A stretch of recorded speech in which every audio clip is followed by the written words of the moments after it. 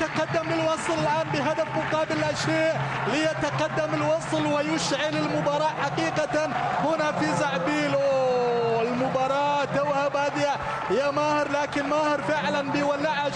شوف ماهر جاسم يتقدم ويرسل كرة في مرمى بنياس ليتقدم الوصل إذا الآن بهدف مقابل لا شيء.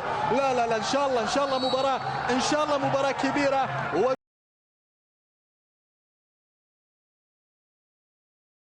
أيضا نزعة هذه، يا سلام هذه خطرة للأسباني، الأسباني ماشي، الأسباني بيحطها ولا لا؟ جول جول جول جول جول جول جول.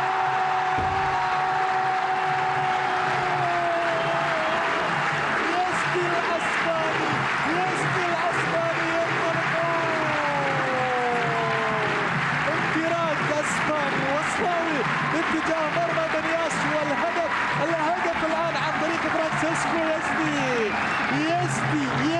خبير فرانسيسكو يزدي الهدف الشخصي الثاني والهدف الثاني في هذه المباراة. شوف أوليفيرا، كرة برازيلية اسبانية تفهموا عليها لاتينية للأمام من أوليفيرا ليزدي الذي ينفرد وصراحة ويعلنها صراحة إضافة هدف ثاني يوصل عن طريق فرانكو خفير يزدي. راح الأسباني، تقدم الأسباني القادم من بلد الليغا، القادم من بلد أبطال العالم، القادم من أسبانيا من بلد المنحدور.